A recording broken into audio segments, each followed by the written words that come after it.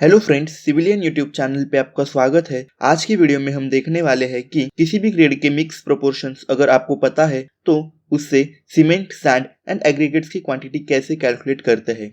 JEE exams में काफी बार इस टॉपिक के ऊपर न्यूमेरिकल्स पूछे गए हैं। तो वीडियो शुरू करने से पहले अगर आप हमारे चैनल पर नए हैं तो चैनल को सब्सक्राइब जरूर कर देना। हम ऐसी नई नई वीडियोस डालते रहेंगे। तो चलिए शुरू करते हैं। सबसे पहले हम ये टेबल देखेंगे। इसमें हमें M7.5 से लेके M25 ग्रेड तक मिक्स प्रोपोर्शंस दिए हुए हैं। M25 से आगे हमें मिक्स डिजाइन करना पड़ता है, जो हमने पिछली वीडियो में देखा है। अगर आपने मिक्स डिजाइन वाली वीडियो नहीं देखी है तो आई बटन पे क्लिक करके आप देख सकते हैं। सबसे पहले हम पीसीसी के लिए देखेंगे। क्वांटिटीज कैलकुलेट करने के लिए आपको मटेरियल्स की डेंसिटी पता होना काफी जरूरी है। तो सीमेंट की डेंसिटी यहाँ पे दी है 1440 kg पर m3। कंक्रीट का ग्रेड हमें दिया है M15 और M15 ग्रेड के लिए मिक्स प्रोपोर्शन इस टेबल में आप देख सकते हैं 1:2:4। तो मिक्स प्रोपोर्शन हमने लिया 1:2:4। उसके बाद हम लोग एज्यूम करेंगे 10 m³ का वॉल्यूम, मतलब 10 m³ के लिए हम लोग क्वांटिटीज कैलकुलेट करेंगे।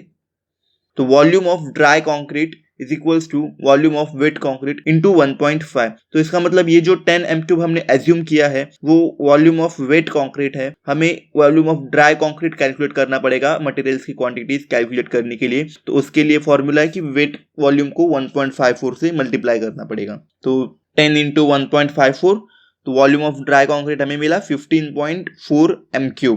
तो सीमेंट की क्वांटिटी निकालने के लिए 15.4 m³ को हमें डिवाइड करना पड़ेगा जो मिक्स प्रोपोर्शन दिया है उसके समेशन से, मतलब 1 + 2 + 4। तो वो हो जाएगा 15.4/7। तो सीमेंट की क्वांटिटी हमें मिली 2.2 m³। तो अब हम सीमेंट का वेट कैलकुलेट करेंगे। तो वेट कैलकुलेट करने के लिए हम वॉल्यूम को डेंसिटी से मल्टीप्लाई कर देंगे। तो 2.2 इंटू 1440 which is equals to 3168 kg। Usually हम सीमेंट का यूनिट जो है वो बैग्स में लेते हैं। तो 1 bag of cement is equal to 50 kg होता है। तो नंबर ऑफ बैग्स हमने कैलकुलेट कर लिए 3168/50 is equals to 63.36 which is equals to 64 bag.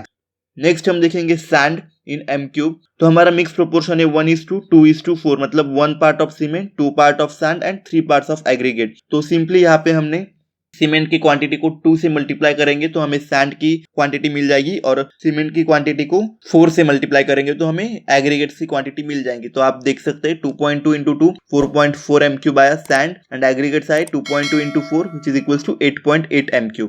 तो अब हमें सीमेंट, सैंड और एग्रीगेट से क्वांटिटी तो कैलकुलेट कर ली। अगर आपको इन मटेरियल्स के रेट पता है तो आप उनकी कॉस्ट भी कैलकुलेट कर सकते हैं। तो इस टेबल में आप देख सकते हैं कि material cement, sand, aggregate quantities जो हमने अभी कैलकुलेट की। Cement 64 bags, sand 4.4 m³ and aggregate 8.8 m³। तो उसका रेट हमने अप्रोक्सीमेटली यहाँ पे लिया है सीमेंट का 350 पर बैग, सैंड का 3000 पर m³ एंड एग्रीगेट्स का 1200 पर m³। तो अमाउंट हमने कैलकुलेट किया यहाँ पे सीमेंट का 64 इंटू 350 तो आएगा 22,400।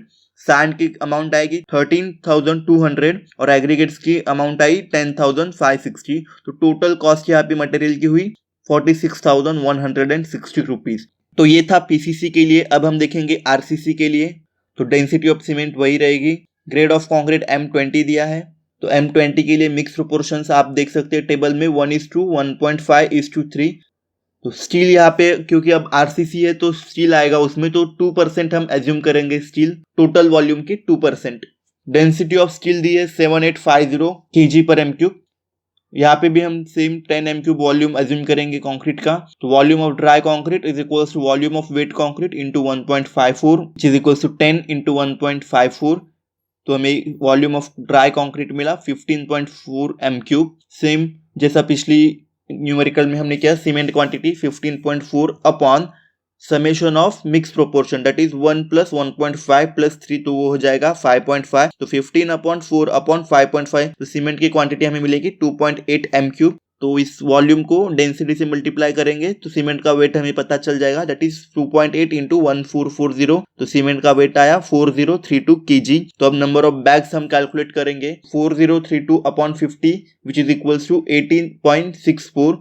तो इसका मतलब 81 बैग्स हमें सीमेंट की लेनी पड़ेगी। तो सैंड की क्वांटिटी हम लोग कैलकुलेट करेंगे which is equals to 2.8 into 1.5 which is equals to 4.2 m³।